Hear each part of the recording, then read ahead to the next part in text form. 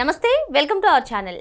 జగన్మోహన్ రెడ్డి గురించి ఈరోజు ఒక ఇంట్రెస్టింగ్ పోస్టర్ అయితే సోషల్ మీడియాలో చక్కర్లు కొడుతుంది. మరి అది ఏంటి అని తెలుసుకునే ముందు అసలు మావిగన్ అని చెప్పి ఆయన రాజధానికి ప్లాన్ బి అని ప్రస్తావించినప్పటి నుంచి కూడా ఆయన్ని సోషల్ మీడియాలో ఏ విధంగా ట్రోల్స్కి గురవుతున్నారో తెలిసిన సంగతే.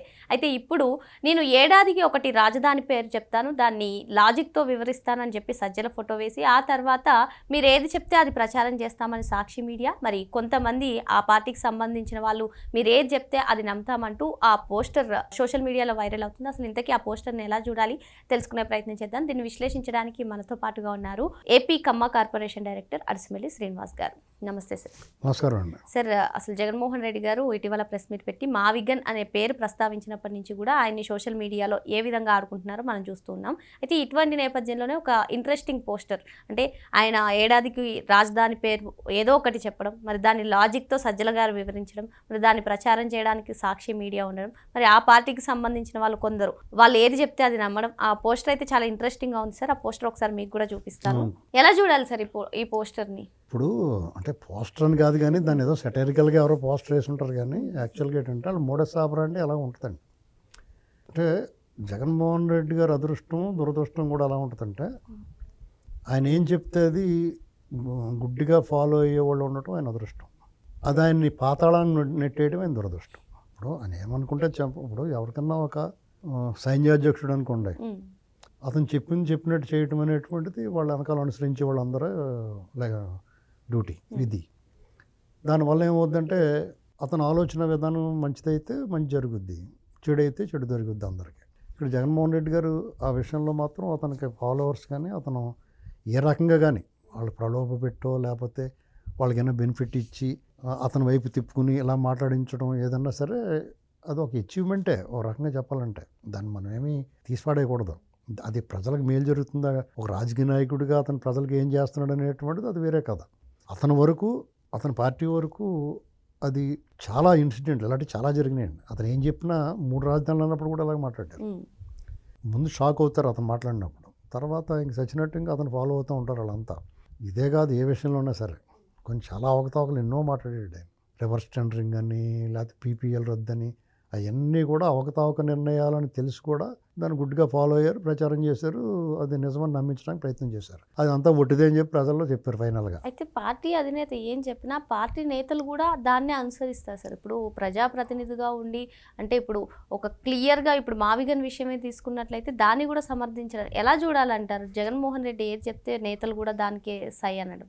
సాధారణంగా రాజకీయ పార్టీలు ఎలా ఉంటాయంటే దానికి పార్టీ అధ్యక్షుడు అధినాయకుడు ఉంటాడు, దాంట్లో రకరకాల కమిటీలు ఉంటాయి వాళ్ళకి. అంటే టీడీపీ ఉందనుకోండి పొలిట్ బ్యూరో ఉంటుంది, వాళ్ళు కాంగ్రెస్ కూడా అలాగా ఏఐసిసి కమిటీ సభ్యులు ఉంటారు, బీజేపీ కూడా అలాగా ఆర్ఎస్ఎస్ లేకపోతే ఇంకా ఆ పార్టీలోనే ముఖ్యమైన నాయకులు అందరితో ఒక కమిటీ ఉంటుంది. దాంట్లో వాళ్ళ నాయకుడు ఏకపక్షంగా ఉండి అప్రతిహతంగా నాయకత్వం కొనసాగుతున్నా కానీ విధాన నిర్ణయాలన్నీ కూడా వాళ్ళందరిలో చర్చించే తీసుకుంటారు.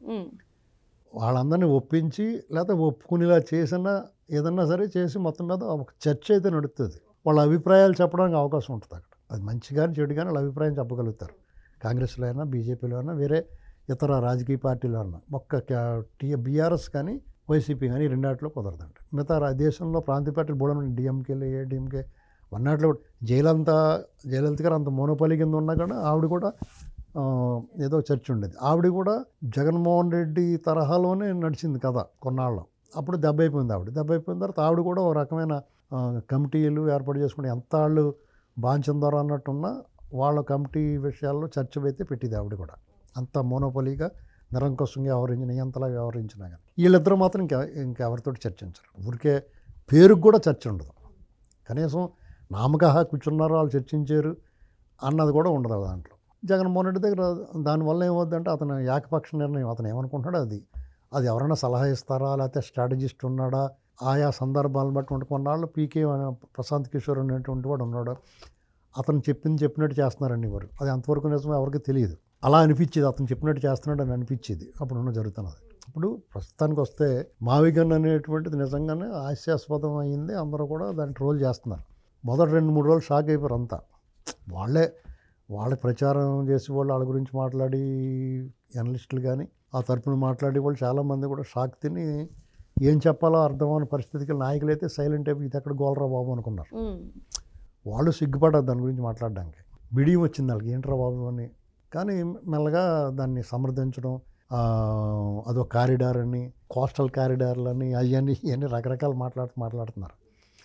హైవే పక్కనే అటు ఇటు నిర్మించుకుంటూ వెళ్ళిపోతే అది ఒక రాజధాని, ఇది ఒక మంచి ఐడియా అని ఇదిని ఇలాంటివన్నీ మాట్లాడుతున్నారు. విచిత్రం ఏంటంటే, దురదృష్టకరమైనది విచిత్రమైనది ఏంటంటే, చాలామంది రాజకీయ పార్టీ అనుచరులుగాను, వాళ్ళ సహచరులుగాను, వాళ్ళ పార్టీ కార్యకర్తలుగాను ఉన్నవాళ్ళు, లేకపోతే వాళ్ళ మీడియాలో ఉన్నవాళ్ళు మాట్లాడారనుకోండి, సరే జగన్మోహన్ రెడ్డి గారి ఆదేశాల ప్రకారం ఆయన నాయకుడు చెప్పినట్టు అనుసరిస్తున్నారు అనుకోవచ్చు. చాలామంది సీనియర్ జర్నలిస్టులు కానీ, పెద్ద పెద్ద ప్రొఫెసర్లు కానీ, ఇంకా బాగా చదువుకున్న వాళ్ళు కూడా, చాలా మంచి పదవులు అనిపించిన వాళ్ళు, ఒక గుర్తింపు గౌరవం ఉన్నవాళ్ళు కూడా దీని మీద ఒక విశ్లేషణాత్మకమైన వ్యాసాలు అవి రాస్తున్నారు. అమరావతి గురించి, అమరావతికి ఆత్మగౌరవాన్ని తాకట్టు పెట్టారని, లేకపోతే పార్లమెంట్లో చేయాల్సిన అగత్యం ఏంటి, ఇలాంటి వాళ్ళు అర్థం పర్థం లేకుండా ఎందుకు రాస్తున్నారో అర్థం అవట్లేదు. అమరావతి అక్కడ నిర్మాణాల గురించి, ఆ నిర్మాణంలో చదరపడుక్కి ఎంత ఖర్చు అయిందని, వీటి మీద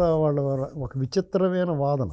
ఆ రాసి వాళ్ళందరూ ఎవరు, ఆంధ్రప్రదేశ్లో నివసిస్తున్న వాళ్ళు కానీ, ఆంధ్రప్రదేశ్ పౌరులు కానీ, ఆంధ్రప్రదేశ్లో ఓటు ఉన్నవాళ్ళు కానీ, ఆంధ్రప్రదేశ్ ప్రభుత్వానికి సంబంధించి బాధ్యత తీసుకుని కష్టాల్లోనూ సుఖాల్లోనూ మాట్లాడిన వాళ్ళు కానీ కాదు. సపోజ్ ఆంధ్రప్రదేశ్ కష్టంలో ఉన్నది, జగన్మోహన్ రెడ్డి హయాంలో కష్టం అనుకున్నాం కదా, అందుకనే ప్రజలు ఓడిచ్చారు. అప్పుడు అయ్యో నువ్వు తప్పు చేస్తున్నావే జగన్మోహన్ రెడ్డి, ఈ 3 రాజధానులు నాటి పనికిమాలిన ఆలోచన ఎందుకు, ఈ నాసి రకం నకిలీ మద్యం సప్లై చేయటం ఎందుకు, ప్రజల ప్రాణాలు పోతున్నాయి కదా, ఇసుక పాలసీ ఆఫ్ చేసి అనేక మంది నిర్మాణ రంగాన్ని దెబ్బ కొట్టేసావు. ఇలా ఎవడు కూడా ఒక సలహా ఇచ్చిన వాళ్ళు లేడు, ఏ రంగంలో కూడా, సినిమా రంగమైనా లేకపోతే ఈ ప్రొఫెసర్లైనా ఎవరైనా సరే.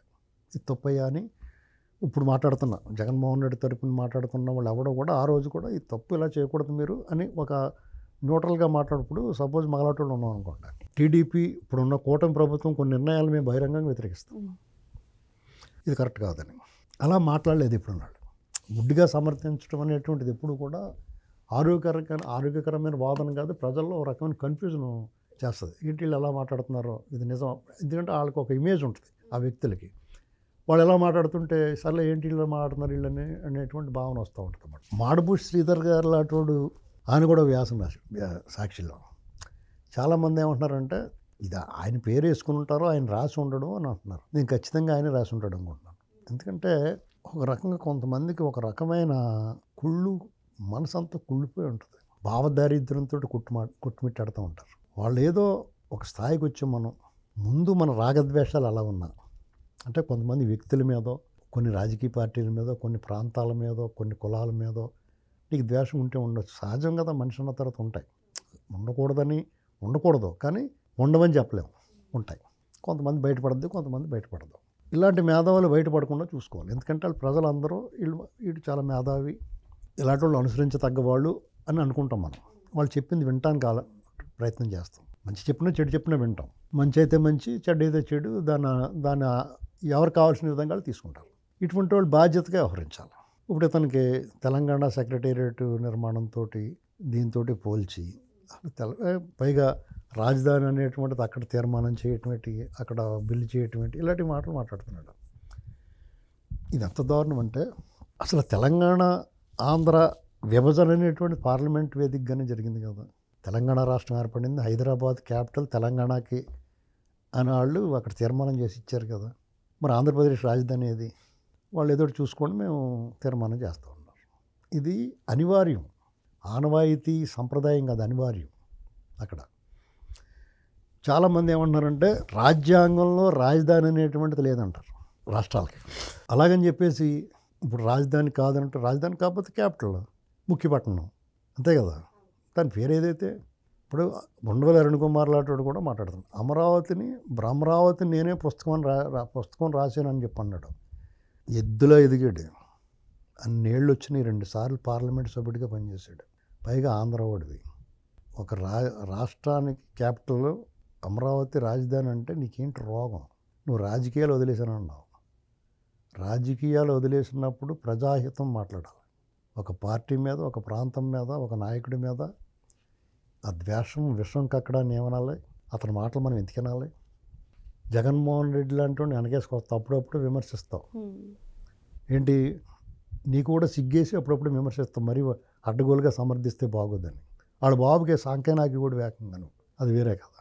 ఇక్కడ మాడబూ శ్రీధర్ గారు, వీళ్ళంతా చూడండి, తెలకపల్లి రవి, ఈవీఎస్ శర్మ, ఏంటి ఇదంతా? అసలు మీరు ఏం చేయదలుచు, మీరు ఏం చెప్పదలుచుకున్నారు? అసలు మీరు ఏమన్నా అన్నం తింటున్నారా? ఏం తింటున్నారు మీరు? ఇంకొకటి ఐవైఆర్ కృష్ణారావు, మీకేం రోగం అయ్యా? కొన్ని ఎవడన్నా చిన్న పిల్లల వీళ్ళు ఏమన్నా ఓ తాడి చెట్టుకు వచ్చినట్టు వచ్చిన వయసు. మీ చదువులు అత్యున్నత స్థాయి చదువులు, పదవుల అత్యున్నత స్థాయి పదవులు. మీరు ఏం చేసినా ఇలాంటి వాటిల్లో మీరు అనేక ఆటల్లో భాగస్వాములు. ఐవైఆర్ కృష్ణారావు ఈ అమరావతి శంకుస్థాపన వాటిల్లో అతను భాగస్వామి అయి ఉన్నాడు. మాడబూ శ్రీధర్ గారు లాంటి ప్రొఫెసర్గా ఉన్నాడు, ఐటీ దాంట్లో పనిచేసాడు, కేంద్రం ఐటీ, ఇలాంటివన్నీ ఇన్ఫర్మేషన్ వాటిల్లో పనిచేసినవాడు, ఉస్మానియా ప్రొఫెసర్గా ఉన్నవాడు, నల్సార్లో. ఇలాంటి వాళ్ళు ఈ రాజధాని మీద ఈ విషం కక్కడం ఎందుకు ఇలాగే? పోనీ ఆంధ్ర తెలంగాణ అనేటువంటి రెండు కలిసే ఉండి ఇప్పుడు ఉమ్మడి రాష్ట్రంగా ఉన్నది. అప్పట్లో హైదరాబాద్ క్యాపిటల్గా ఉండేది కాబట్టి అందరూ కూడా ఆ రాష్ట్రం ముఖ్య పట్టణం రాజధాని కాబట్టి అందరూ కూడా ఇక్కడ స్థిరపడ్డారు. వాళ్ళ మీద ఏడుపు, మళ్ళీ ఆంధ్ర మీద ఇడిపోయిన తర్వాత ఎవడ బతుకుంటే ఆంధ్ర మీద ఏడుపు. ఆంధ్ర డెవలప్ అయితే హైదరాబాద్ దెబ్బతింటుంది, ఇంత దెబ్బతింటుంది. అక్కడ ఇక్కడ కూడా బాగానే ఉంటుంది. ఆంధ్రలో అమరావతి వచ్చేసినంత మాత్రం హైదరాబాద్ ఎందుకు పోద్ది? వీళ్ళ నాలెడ్జ్ అంతవరకు ఉంది. వీళ్ళు మామూలుగా మేధావులు కుచించుకుపోయిన మెదళ్ళతోటి భావదారిద్ర్యంతో వీళ్ళు వ్యవహరిస్తున్నారు. మీరు ఇందాక అడిగిన ప్రకారం జగన్మోహన్ రెడ్డి అంటాడు, సజ్జల రామకృష్ణారెడ్డి వచ్చి దాన్ని మే అని చెప్తాడు, వీళ్ళు మేమే అని మొదలెడతారు అని చెప్పి అన్నారు మీరు, పోస్ట్ చేసాడని. ఖచ్చితంగా అలాగే జరుగుద్ది. ఎందుకంటే ఒక దద్దమ్మనే వాడు చాలా గొప్పవాడని ప్రొజెక్ట్ చేయాలంటే ఇంతమంది ప్యాడింగ్ కావాలి. వాళ్ళకి మామూలు వాళ్ళు పాత ఆర్టిస్టులు ఉంటారు, ఆర్టిస్టులు మారుతారు సురభి నాటక కంపెనీలోగా. వాళ్ళు ఫేడ్ అవుట్ అయిపోతారు కదా కొన్నాళ్ళకి. ఇప్పుడు ఒకప్పుడు ఆ నాటకంలో బ్రహ్మాండంగా రక్తి కట్టించి మంచి రాగయుక్తంగా పాడి, బాగా పాటలు పాడి, పద్యాలు పాడి, నృత్యాలు చేసి బాగా నటించిన వాళ్ళు ఉంటారు. వాళ్ళు కొత్తగా ఉన్నప్పుడు, యవ్వనంలో ఉన్నప్పుడు రూపురేఖ లావణ్యాలతో బాగుంటారు. కొన్నాళ్ళు అయిన తర్వాత ముసలి చింతామణి, ముసలి కృష్ణుడిని చూడలేరు కదా ప్రేక్షకులు. టపాలమని వాళ్ళు మార్చేసి మళ్ళీ కొత్త వాళ్ళు దింపుతారు. అంటే ఒకటో కృష్ణుడు, రెండో కృష్ణుడు, మూడో కృష్ణుడు లాగా. ఇప్పుడు మళ్ళీ కొత్త సెట్ దిగింది. ప్రొఫెసర్ నాగేశ్వరరావు ఇంకా రిటైర్ అయిపోవడానికి సిద్ధంగా ఉన్నాడు. ఇంకా అందుకుని అప్పుడప్పుడు ఇంతకైనా మంచిదని జగన్మోహన్ రెడ్డిని కూడా లైట్గా విమర్శిస్తున్నాడు. మళ్ళీ ఈ టైపుని ఏమన్నా కేకెత్తారేమో, ఇది పరిస్థితి. కాబట్టి వీళ్ళు ఎలాగైనా సాగుతూ ఉంటే ప్రజల్లో మొత్తం మీద వీళ్ళకి ఏమైందంటే కంప్లీట్ విశ్వసనీయత పోయింది, నమ్మకం పోయింది. ఇలా మనం ఎక్కువ జగన్మోహన్ రెడ్డి గురించి మాట్లాడితే మన మీద కూడా విశ్వసనీయత పోతుంది. ఎందుకంటే మీకు పనేం లేదా, ఆత్మనాడు గురించి మాట్లాడుతున్నారు. ఏం చేస్తాం, అతను వచ్చేలాంటి చేష్టలు చేస్తూ ఉంటాడు. వాళ్ళేమో అతను ముడ్డెట్టుకుని తోస్తూ ఉంటారు పైకి, మన కింద లాగుతూ ఉంటాం. ఇది నిరంతర ప్రక్రియ కింద మారింది. ఇది పరిస్థితి. మరో అంశంతో మళ్ళీ కలుద్దాం. Thank you sir. నమస్తే.